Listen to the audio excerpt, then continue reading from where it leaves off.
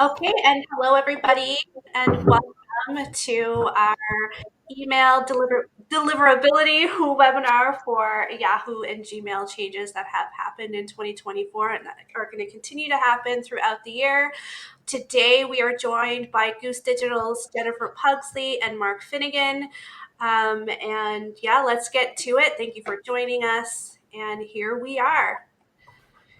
So, there's been some changes happening in the email deliverability that's going to impact a lot of B2B and B2C sales, especially in insurance.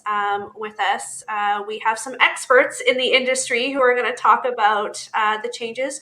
We're going to go into the technical aspects of the changes that are happening and also some of the more creative tips and tricks that you can use to ensure that not only is your email being delivered and not going to spam filters, but that you're actually converting as well. So with us again is Jen Pugsley, VP Customer Success, and she's been doing marketing for over a decade for the insurance industry and, of course, a lot of other industries, but insurance is her specialty. She was once a broker just like me, so we know we've been in it. And we're very lucky to have Mark Finnegan, who is the Director of Marketing and Partnership at Goose Digital. Mark is extremely technical and extremely well-versed in marketing automation. So we call him the whiz kid when it comes to really kind of optimizing and really trying to get the most conversion you can get from segmentation and data through marketing automation. And he works quite a bit with the insurance industry as well. And myself, Tanya Coburn, VP Marketing Communications at Trufla. Of course, my background was in direct writing and the brokerage world until then I moved into marketing about 10 years ago, and here we are. So are we ready to dive into it? Let's do it. Yes, welcome everyone. Tan, maybe do we want to just chat about if you're new to our webinar, then or our sessions, then just feel free to put in questions as they come up. We'll take some short breaks. Feel free to use the chat. We'll do our best to respond during the session, but we definitely welcome questions, feedback, thoughts. We love the participation that we usually receive on these sessions. Perfect. Okay, so let's dive into the agenda for today. So we have state of email as it is, adopting new proactive email marketing measures, optimizing compliance and engagement, and then we'll leave room for questions at the end and throughout, as Jennifer said. Awesome. So we're going to get into a bit of the state of email in 2024. As Tanya mentioned, and Mark's going to get into this, is that, it's actually really difficult to land in the inbox. It's not as easy as people think it is. So we're going to kind of go through not only the updates for Google and Yahoo applicable to B2C, which B2B is not far behind, but really kind of broadly, the best practices and what it takes to land in the inbox and kind of stay there. Okay, so this is just kind of a fun quote that we got from our lovely friend ChatGPT, but I think it's actually really applicable how they're saying it. So in 2024, email marketing is like trying to thread a needle in a digital haystack. You got to be sharp or you're just another piece of hay. So you'll see that kind of come together throughout this session, but email is still the number one channel. So the total number of business and consumer emails sent each day is expected to grow from 306 billion in 2020 to over 361 billion in 2024. So it's still highly relevant. I mean, I think we're all feeling the severity and the increase of email. Privacy continues to evolve. So laws surrounding data protection and regulations such as CASL and GDPR continue to make privacy a priority, which is really, really impacting how, again, landing in the inbox and how to do email in 2024 versus previous versus history. And we're still seeing a lot of those legacy ways of doing email still happening today. Reliance on digital communication, I think this is seriously no secret to anybody. It's, since 2020, it's intertwined into our daily lives, from personal to business. I mean, I would think, I was just saying to you, Tanya, the other day, that I wish we could go back to, for school emails and paper. I wish we could go back to paper, right? Everything's in email. So it's just, absolutely quadrupled. So I'm going to pass it over to Mark to really get into some of the technical requirements and considerations that are important moving forward, or important today. They've always been important, but we're going to bring focus to them. Awesome. Thanks, Jen. Yeah, so there are really kind of 4 technical records that really need to be considered when you're using any of these email platforms for kind of sending emails in mass. So the 4 records that you can kind of see here, two are absolutely need to be kind of mandatory in place. I'll break them down all in a second, but that's SPF and DKIM. And then the newest one with some of the updates that Google and Yahoo came out with in February is DMARC. And then the 4th one, which is kind of more optional and nice to have, is that BIMI record there. So breaking down what all of these records are, so SPF is your sender policy framework, which is really just a text record that needs to be in your DNS settings, and it lists all of the servers that are authorized to send emails from that particular domain. So this is something that you would work with either your IT team or whoever really manages your DNS records for the organization to make sure that you have properly in place, whether you're using a platform like Marketing Cloud or HubSpot or Acton or any of their other major platforms. You really want to make sure you have that SPF record in place. The next one is DKIM. So that's Domain Keys Identified Mail. And it's authentication standard used to prevent email spoofing. So really making sure that no other individual or organization is trying to use that email domain on your behalf and use it maliciously. The last one is DMARC. So this is the one that Google really kind of put in place as back in February to really make sure that everyone starts to use this. And this is particularly if you are sending emails to Yahoo and Google domains, and that's really in excess of 5,000 emails to those specific types of domains on a daily basis. So if you feel that your organization is exceeding that, you're emailing either Google or Yahoo email addresses 5,000 times or more a day, you really want to make sure that you have this DMARC record in place.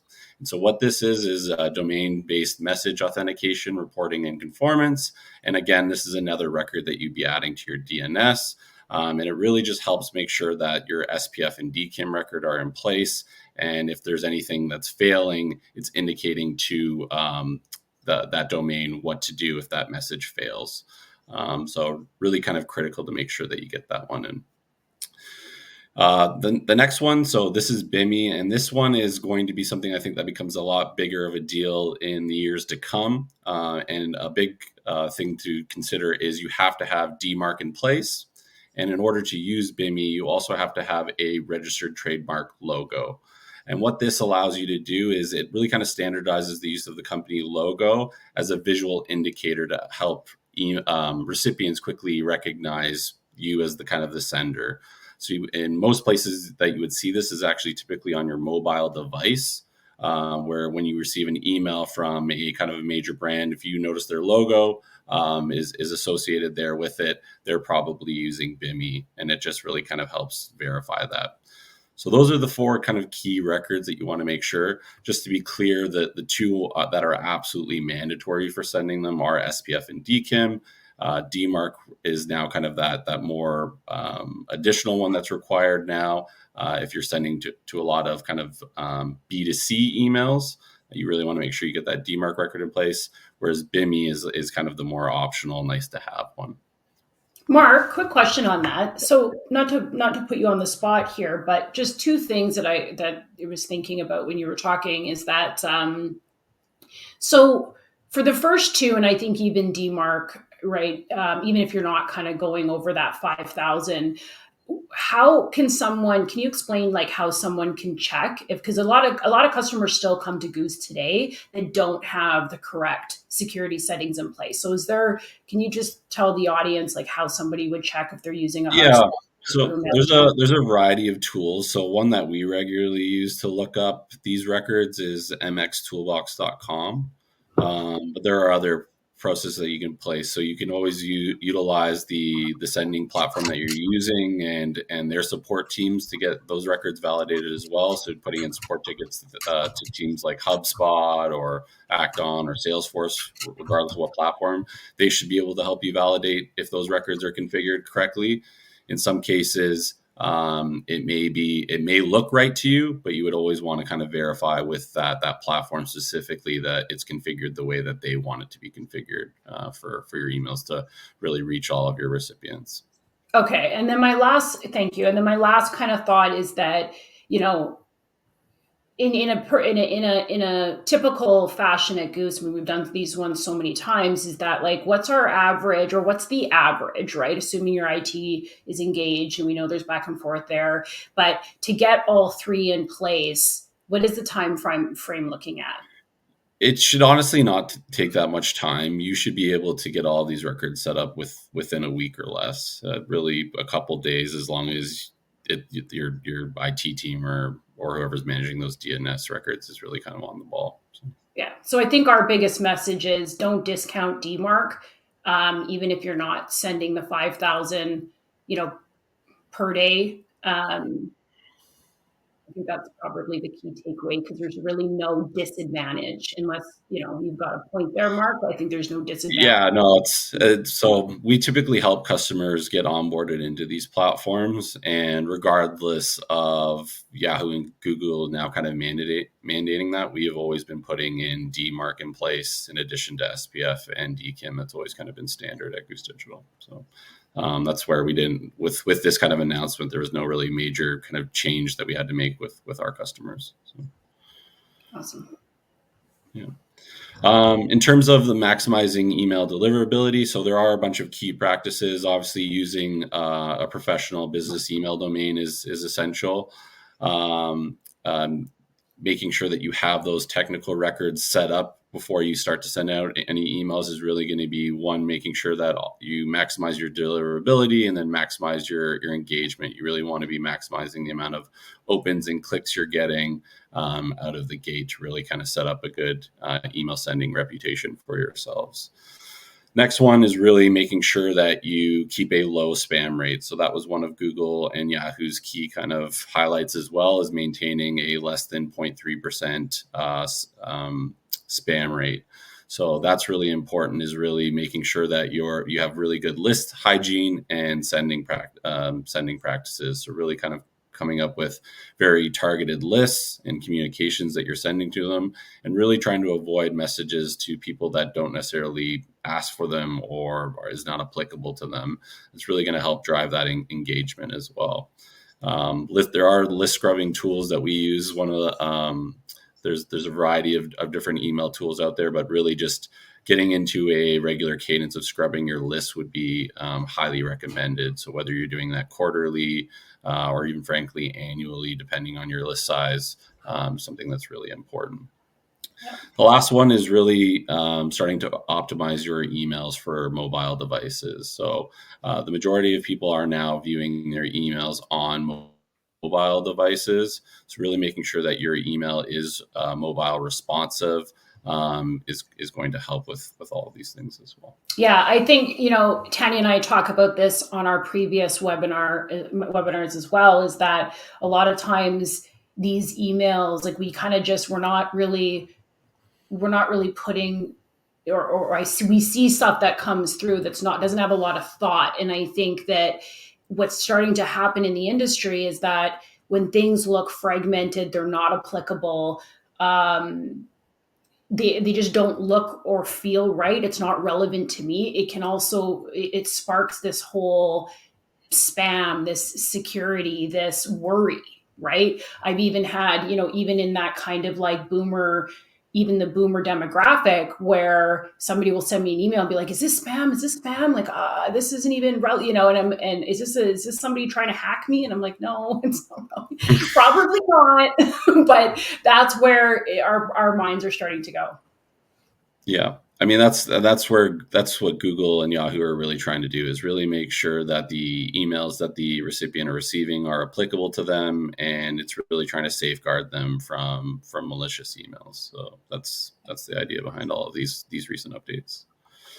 So the last major update from Google and Yahoo is really around this one-click unsubscribe. So the one-click unsubscribe, it's again not something that is really new, but it's now being really kind of enforced by Google and Yahoo. So this was actually originally introduced in 2017, and it's officially known as RFC 8058. So this one-click unsubscribes, they're designed so that an email recipient can unsubscribe directly from a mailbox UI. So if you can look at the bottom right corner of my screen there, you can kind of see what that unsubscribe button would look like at the top of a Google or Gmail email. So this is what's kind of in place, in order that the recipient doesn't have to scroll to the bottom of an email to kind of opt out or change their subscription preferences. So most platforms like HubSpot, Salesforce, Pardot, Acton, etc., largely have this automatically in place. If you are unsure if the email platform that you are using today has this one-click unsubscribe automatically configured, that's where I would recommend either contacting that platform provider directly, or you can always kind of reach out to Goose Digital or maybe a marketing agency that you're working directly with to kind of send out these email communications. But the major platforms should have this already kind of automatically configured. There's nothing the end recipient should really have to worry about in terms of configuration. It should be there. The big thing is making sure that it is absolutely there by June 1st, 2024, so that you are compliant and you're making sure that your emails are always kind of hitting the Google and Yahoo inboxes. Yeah. So just put June 2024. Okay, so let's just get into preference centers. So kind of what are they, how are they being used? So a preference center is essentially a tool that allows subscribers to customize their email interactions, essentially choosing what type of emails that they want to receive from you. Again, how do you implement these? Usually, again, depending on what kind of email platform you're working with, they'll have kind of like an out-of-box subscription management. Sometimes it's referred to preference center that just needs to be lightly configured, or you can kind of take it even further with a lot of design elements and types of pop-ups. But they will integrate with your marketing automation platform, enabling all of that selection, and then how that gets segmented back into your list. So we're going to show you an example of one of those, but what are the regulations? So email preference centers require business to respect the choices and comply with the data protection laws. So really, again, the whole point of having it implemented into your marketing automation platform or your email tool is that you're actually complying with what your preferences are, right? You always have, we'll show you an example, but you always have to have that still unsubscribed for all. With Google's and with the new regulations, you can still drive. So just in a flow, right? You can still drive, somebody unsubscribes, you can still drive somebody to the preference center, or like a feedback loop at that point, but they still have to be unsubscribed. So you can't, if that makes sense, and feel free to comment, but you can't actually, before you could unsubscribe, but before that person was unsubscribed, you could go to the preference center. They actually need to be unsubscribed and you can still drive them there, right? So I think the best practice around the full removing that person from the list needs to be, I think it's within 2 business days. Like it has to. Yep. Best practices. So when you're thinking about like what to put on your preference center, how many questions you should ask, the level of detail. I think that, again, best practices showing, like, don't ask them several, questions, keep it around the 3 to 5. So this is a very, very simple kind of pared down version. I think what is key to note here is that you'll always kind of want a disclaimer that we are talking about, marketing communications. Okay. Your transactional, whatever's deemed as legal transactional email communications related to policy information or account information will still is not part of this. Those will still be delivered. So here's just a quick example of insurance news, additional coverage, critical climate change notifications. What I think is kind of cool is I've seen brokerages and companies, and we've worked with them to kind of even like, without it being too much text, but to kind of define what you want to say here, right? So if it's insurance news, maybe you're taking that a step further and saying to the public or this certain area, insurance has really changed. Here's what subscribing to our insurance news, here's the types of things that you're going to receive, right? And I think that's really interesting because I think the public, obviously, there's a ton of opportunity to educate the public, right? And then obviously you have to provide your opt me out of all communications. So any comments from my team on the preference center? I mean, again, you put your logo on it, you can kind of take it to. Yeah, I would just say, if you're not using a subscription management center today, the best way to think about it is really, what are all of our different email marketing kind of use cases, and how do we kind of bucket that in terms of a small handful of groups of categories? That's the way that I would kind of best go about it. It's trying to minimize it so you're not having too many options, but enough that it's not just one option. And if they decide that they don't want that one particular email, you're losing them for all your email communication. So that's the best way to think about it in my mind. I think too, so here's some examples of what we talk about in terms of transactional communications versus marketing communications. I think that you can see this list here. We won't go through all of them. But if you're unsure of what's considered a transactional communication, get in touch with your email provider or one of us three on this call, and we can help you determine that. I think that a lot of these email platforms also have a transactional communication specific feature that can be turned on for things like receipt of a new policy or renewal or critical notification, payment or billing, that type of thing. So it's important to investigate what is like an actual transactional communication strategy for email versus everything else. Mark, I think I just wanted to be clear, if we jump back for just a second, is that transactional emails bypass that opt-out and preference center, right? So that these are emails that you don't have to worry about having a subscription in place. These are emails typically that you are legally obligated to send, like a customer, right? Where if it's something around a password or a renewal, that's absolutely, you want to make sure that you can get those emails, so you don't have to worry about that. Just being very clear on, you can't send a marketing related email as a transactional email. Yeah.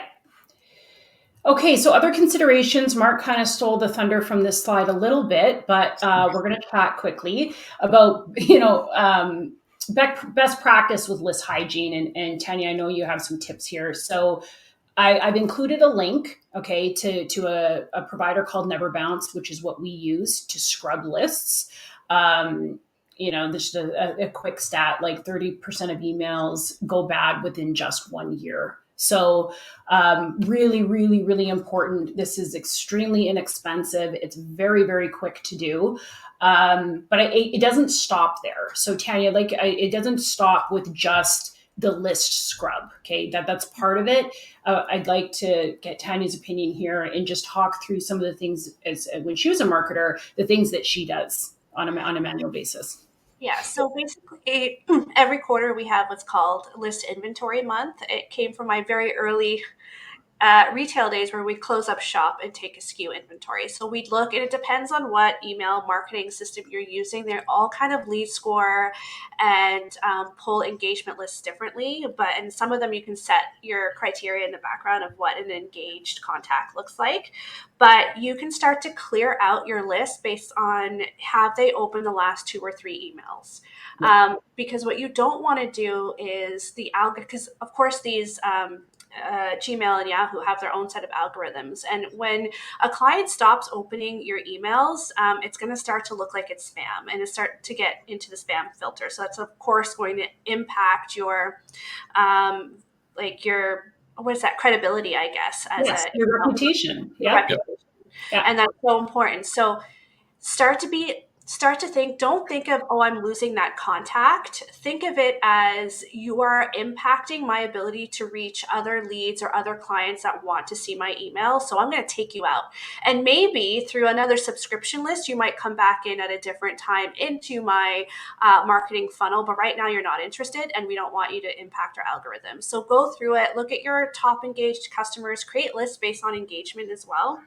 Yeah. We use HubSpot for our B2B marketing, which does a really good job of telling you, cut these contacts out. They're really impacting your score. And yeah, just look at those. We're going to go over your analytics later on, but really be every quarter, do a big list purge, and don't think of it as, oh, I'm losing a marketing contact.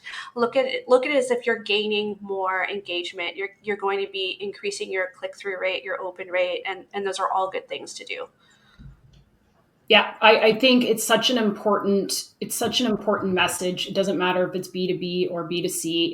It's critical. And like Tan said, you don't have to delete these contacts. So I see this a lot on the carrier side where, carriers, again, need to send out critical bulletins, and potentially they're not doing that necessarily in a transactional way. Right.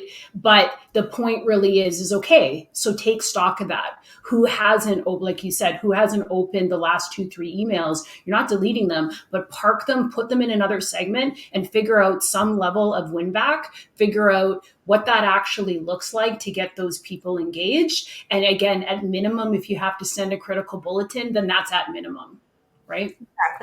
Exactly. And at the very minimum, you should have 2 lists. One is your prospects.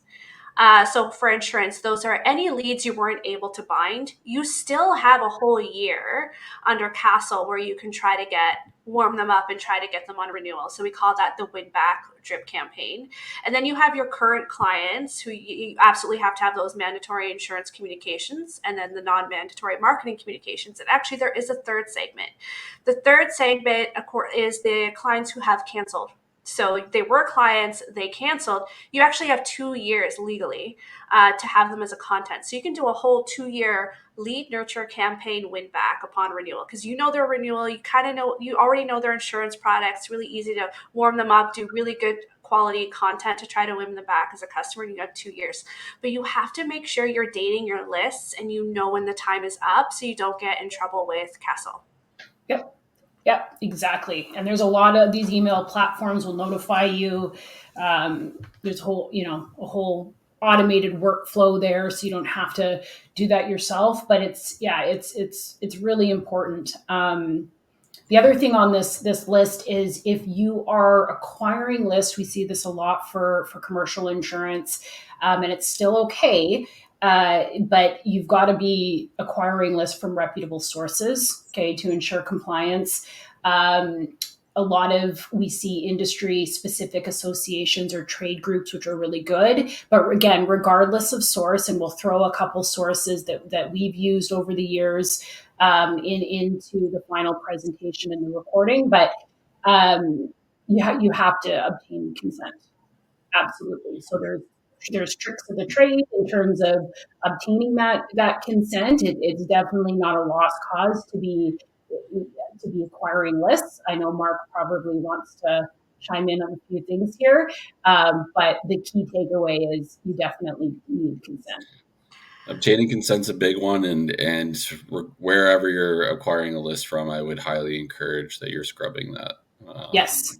Really making sure a lot of email addresses that become inactive will be turned into spam traps, and you do not want to be an individual or organization that's hitting those spam traps. I think one of the things I want to touch on here is, and we kind of did a little bit of this, is that the spam traps are obviously severe, okay, with Google and Yahoo. And I mean, Mark, what is our, for a B2B perspective, what's our limit? It's fairly low. It's not 0.3. It is like the Yeah, mandatory. so the standard across most of these platforms is typically 3% or less. Yeah. And then if you hit 5% on any particular send, that's where you're typically getting flagged. You need to kind of walk through with the platform what are your list hygiene and sending practices to show that you're very much not a spammer. Like, these platforms really don't want to be working with email spammers. But yeah, with at Goose Digital specifically, we're always working with our customers to reach really 99% or higher deliverability. So really getting Yes. that kind of 1% less or a higher bounce rate. But if you're maintaining all these best practices in terms of segmenting your audience, scrubbing your lists, getting consent, there's no reason why we shouldn't be hitting every single person's inbox. Yeah, and take it slow. Like, take it slow. If you've got a list that is opted in, and or it's, you don't need to do 2,000 people at a time. Start slow, and if you're unsure, then hit send on a subsegment of that, and then see how that goes and move on. Right.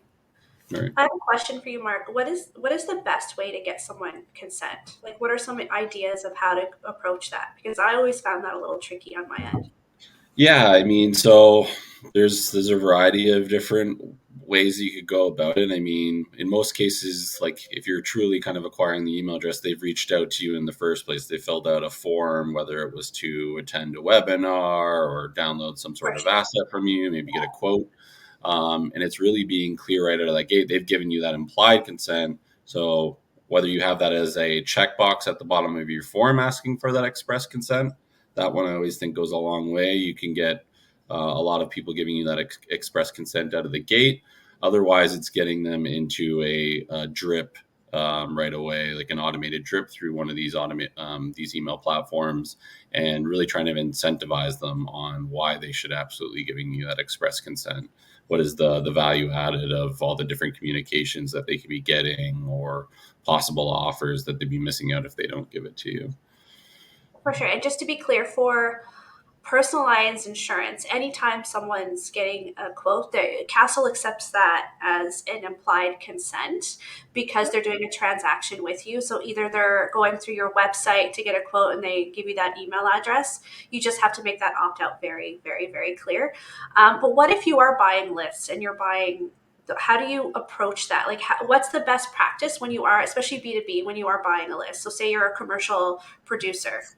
So if you're Yeah. buying a list in Canada, you technically, with Castle, you do not have permission to send them. So that is where you need to be reaching out to them through other channels. So LinkedIn, for example, a good LinkedIn strategy of reaching out to them and trying to get them engaged, drive them to a link on a landing page or your website to ask for that express consent can go a long way. So that would be one tactic.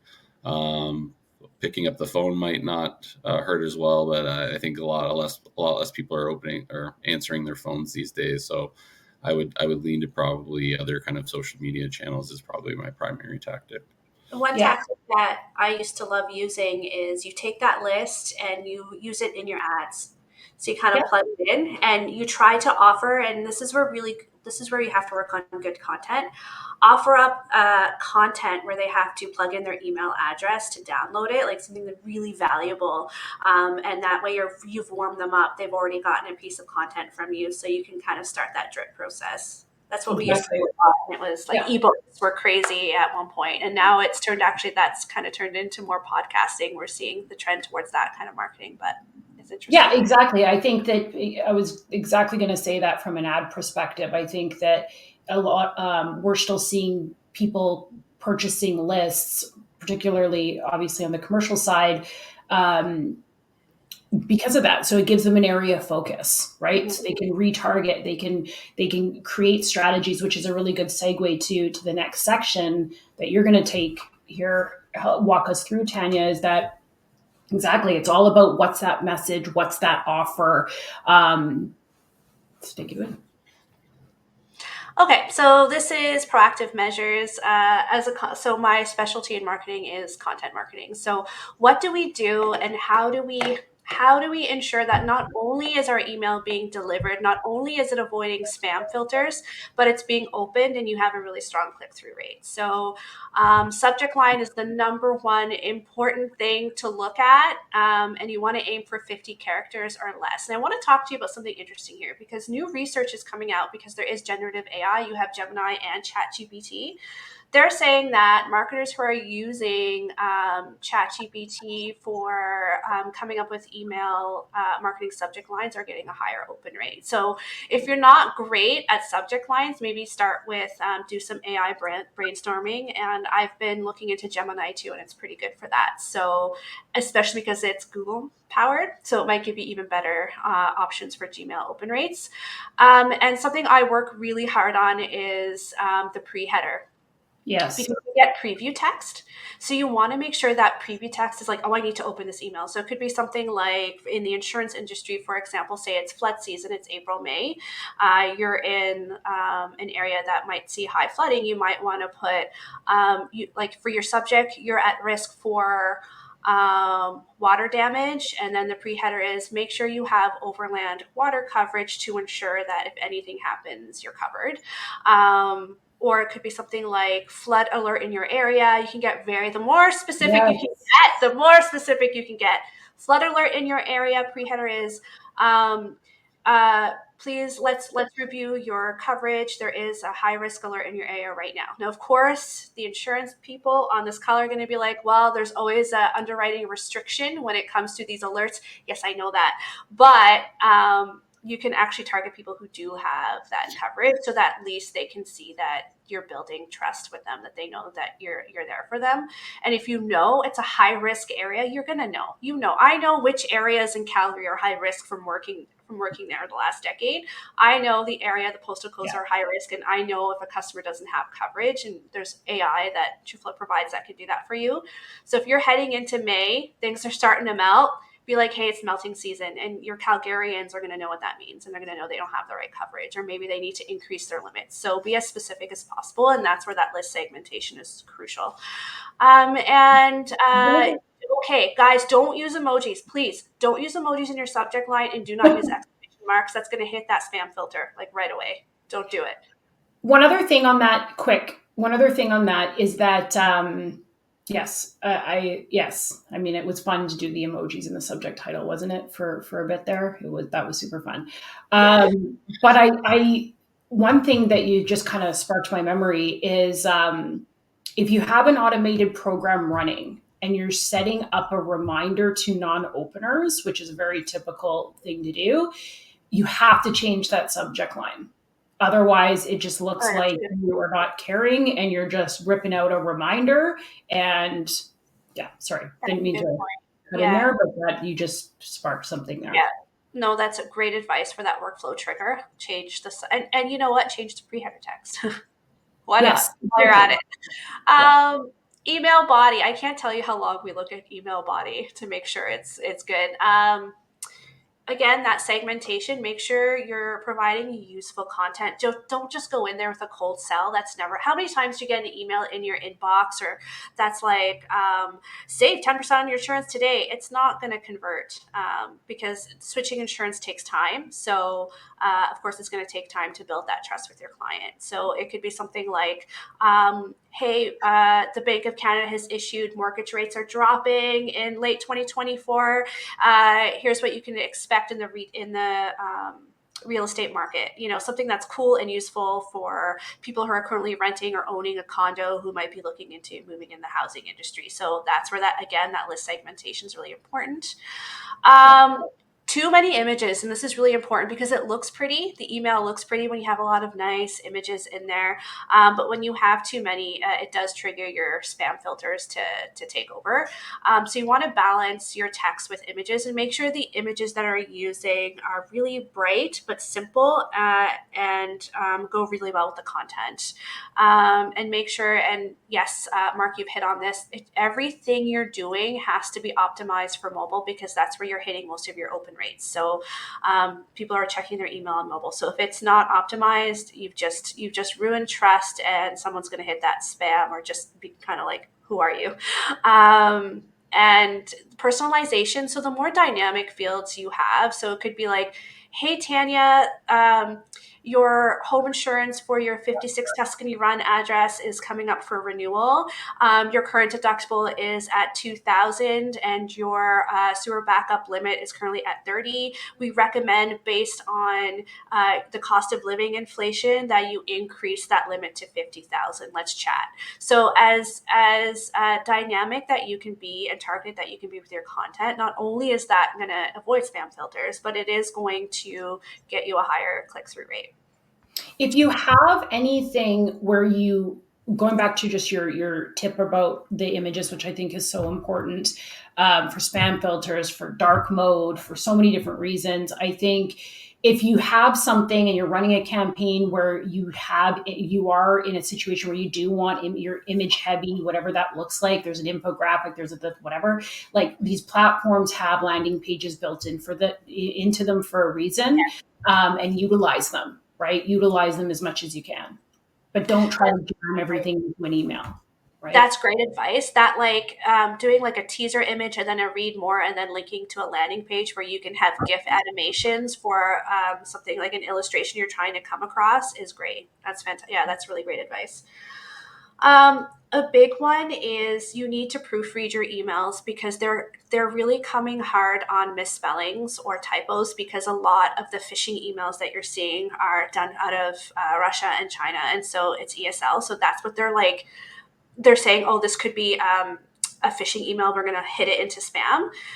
We've all had those emails. And if you do any cyber training at your workplace, that's the first thing you look for when you know it's a scam or spelling error. So those spam filters will catch it. Something that a lot of people kind of overlook for time, like I know we're all really busy, that I think should be a common practice is A/B testing is really important. Yeah. So it could be as simple as changing where that call to action button is or the color of that call to action. So I would definitely consider experimenting with that. And my biggest thing, and my team is so tired of hearing this from me, the call to action has to be above the fold. I don't care. Yeah. It has to. They shouldn't have to scroll down to hit a call to action on a phone. So it always has to be right there in your face, and it should be a couple times within the email, whether it's text or a button call to action. And you'll see it. Experiment with A/B testing, and most email marketing platforms will tell you where they click the most in what area in your email, so you can kind of examine that as well.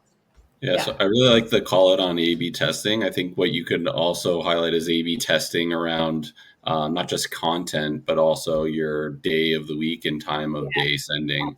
That's a big one too, to help with maximizing kind of your open rates and engagement as well.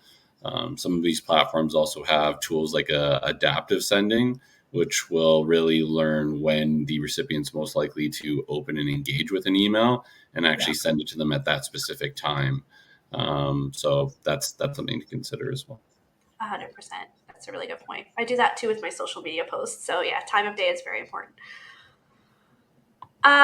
Okay. I wanted to talk a little bit about metrics. I get asked this a lot when I'm talking to brokers. What's a good open rate or what's a good click rate or click-through rate? And it really varies. So I'm just going to go over what these metrics mean. Mark, I know you look at the data all the time, so please jump in. Open rates kind of tells you kind of what your subscriber interest is. If it's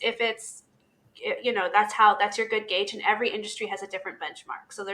So for what I do for B2B is a different benchmark than insurance has, B2C, than what retail has. So it's kind of important to, and I know, Mark, this is controversial because I know you don't like benchmarking, but we'll get into that. CTRs is your click-through rate, and that's really important. So click-through rate is how many people have clicked on something in that email, and there's two different types of ways to measure it, which we'll get into. So engagement goes beyond click rate. It's a more accurate way of telling whether people are engaged, and that's if people, so the click-through rate is whoever has opened your email is clicking in that email, and that's more for me, an effective way of looking at engagement. And conversion is whatever that call to action might have been in the email was taking place, whether it's join a subscriber list or join a webinar or get a quote, whatever you deem to be a conversion is your conversion rate. Yeah. So I think I know what Mark, because we've been together for 8 years, I know what Mark's going to say, but I feel like it's moving, and I love this because we have to move away from solely looking at open and click rates. It's about what is this total engagement? What is the goal of the email or the automated program or the campaign as a whole? And what is the goal of that segment? So it's all about, and Mark will probably comment here on bots with open rates. So we have to move beyond open rates. We see still a lot of companies putting lead scoring on open rates, and really that shouldn't be. It's a good first. It's like a good first base, like Tanya's put here, but we have to look at email KPIs as a whole. Yeah, I agree. So yeah, to me, like industry benchmarks in terms of like open rates and click-through rates, I think it's a good reference point, but like no two organizations' audiences are the same, right? And so to me, you may be able to far exceed what the industry average is, or if you're really just getting started with email marketing, you may need to set kind of more realistic kind of benchmarks. So that's where I kind of lean away from those industry benchmarks, as you kind of mentioned, Hanya. But to me, it's really getting an understanding of, do we have any historical data to work with and kind of be setting our own benchmarks and goals, or are we kind of starting from scratch? And then, like Jen said, it's really kind of understanding today that we have a lot of bot activity that is either kind of scanning these emails and checking all of these links, or there are things like Apple Privacy Mail, which if the end recipient has that enabled, it's going to look like a false open in kind of in your email data. So that's where it's really kind of starting to move away of really kind of trying to prioritize that open rate as a huge metric. And then what is our ultimate goal of trying to get them to register for a webinar, request a quote, renew their policy, you kind of name it, really emphasizing our measuring on campaign performance on those kind of next actions rather than measuring it on like an email open. I think one of the steps, so one thing just to point out here, and we didn't evolve this into a slide, but one of the things that you can do, a tip in terms of measuring your effectiveness of your campaign back to that original email campaign, is implementing proper tracking and scoring, right? So one of the aside from those steps that we showed, but you can then see, hey, wait a sec, if I'm trying to promote a new product, or I'm trying to make my audience aware that you can now buy travel insurance through our app, right? Start tracking all of the assets, if you will, associated with that campaign. So everything from the little mini video that you might have to the landing page to the app itself. And then you can start to paint this picture of this email campaign it is driving this level of engagement. If that makes sense. So Jen, when you say tracking, I've worked with brokers, and tracking is not a strong suit because a lot of them don't know the tools or understand or have even the lead management tools to say which campaign was successful. For someone who maybe doesn't have a HubSpot, how would you track these different marketing pieces that are going out?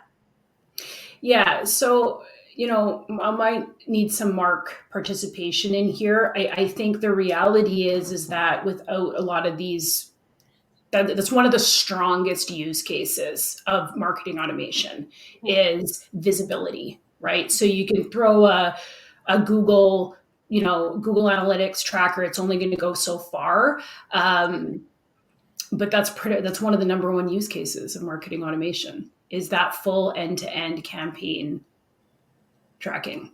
Yeah, exactly. That is the benefit of these marketing automation tools, is that full visibility. If you don't have one of these platforms in place, it's looking at, okay, well, what are the key elements that we can clearly kind of track back, right? So to me, it would be, like I said, specifically for if we drove a whole bunch of prospects to a specific form on your page, how many people actually filled out that form? That's something that we should be able to quickly get from your website, and specifically that form. How many people actually requested a quote? All those kind of things should be something that we should be able to measure outside of just these platforms. But it'd be really kind of working with you to understand what do we actually have the ability to capture, and ultimately kind of report on if we're not using some of the tools that you see here.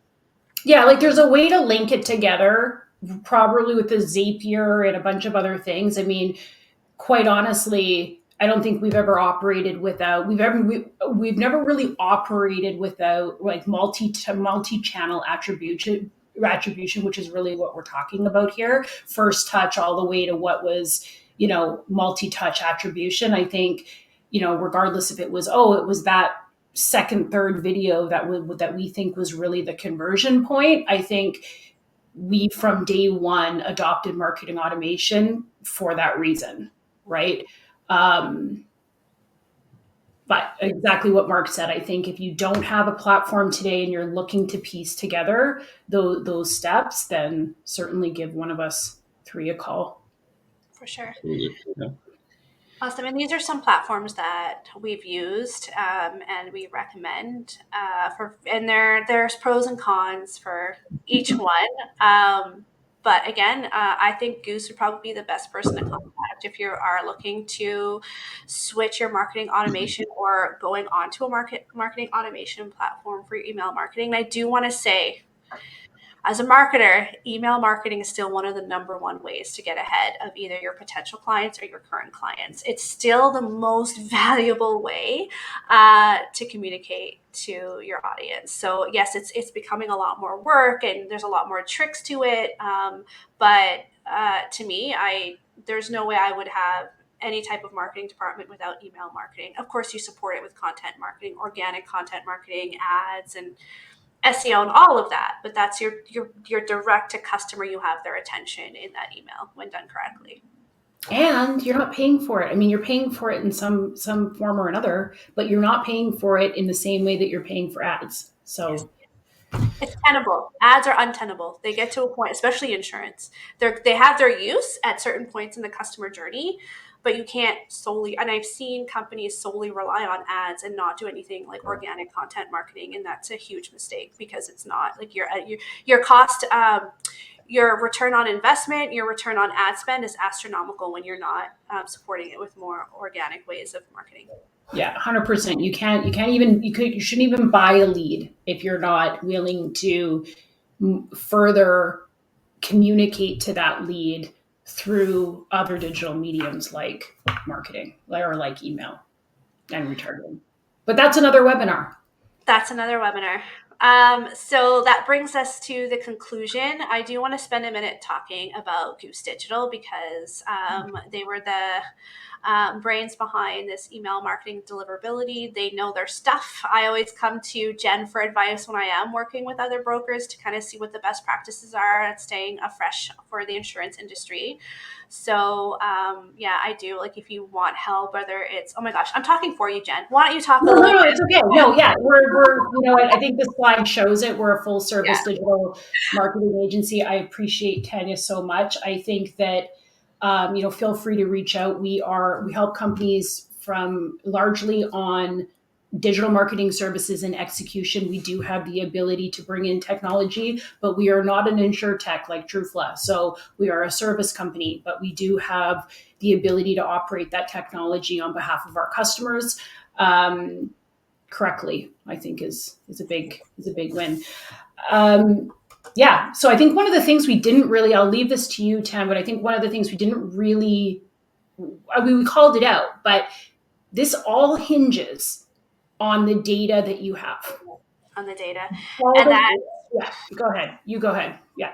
look, when I was doing marketing for Sharp and Rogers, now Acera, the access to data was the most challenging piece of my job. So I felt like I couldn't do it properly, or I felt like I couldn't get the whole holistic way of how I really wanted to do my content marketing because I couldn't segment properly and I couldn't get those dynamic fields the way I wanted to. And yes, Trufla does have a solution. I am going to talk about it because if there's anything you can take away about True Mobile, it's the access to your customer data where you can actually, I don't know if you can see on my screen, on the left-hand side of the computer screen, all those grayed out areas are dynamic fields for one client email. So you can really target any aspect of a person's policy and build a campaign that's automated, and it takes 2 minutes. You can also build your retention renewal campaigns because you can see if people's, you can just see in like a 1 second report whose premium has increased year over year and kind of like get on top of it through automated email marketing campaigns. Exactly. So I really do wish I had this when I was doing marketing for insurance companies. Again, this is the best access you have to data. And I'm not just saying this because I work for Trufla. I've been there. I know the other products that are out there. So even if you are using another email marketing system, you're not using ours, the data that powers this, if you use that to segment your lists and use it in SharpSpring or use it in HubSpot and use it in Salesforce, that alone is so powerful. And I think that's actually a really good point to leave off the webinar with, is that that's one of the biggest things that certainly Goose appreciates about the Trufla platform and the data structure is that it's so flexible. So you can hand that over to hand it over literally, but you can, an agency or a digital marketer can actually go and build those successful campaigns because the data is so accessible versus some of the other legacy insurance technology that's been around for many, many moons that doesn't have such a nice data structure to work with. It's possible, but it's cumbersome and it's yeah. So okay. we don't really have, we have about 2 minutes. I don't know if anyone wants to throw anything up. There's a lot that we covered there. Was this helpful for people to see what's coming up and kind of learn some of the tips and tricks of email marketing? It's okay, you don't have to. It's always that like awkward time when it's. We'll definitely throw up our we'll add a couple more links in the final recording so you guys have some, like the MX toolbox and some of the other things that we kind of touched on. And yeah, we'll keep you posted on some of the, hopefully, I mean, there's only going to be more, but we'll keep you posted closer to June on how more changes with Google and Yahoo roll out. Absolutely. Thanks, Mark, for being our special guest. Yeah. And your expertise. We really appreciate it. It's really nice to have that like very technical perspective. Yeah, no problem. Thank you for having us.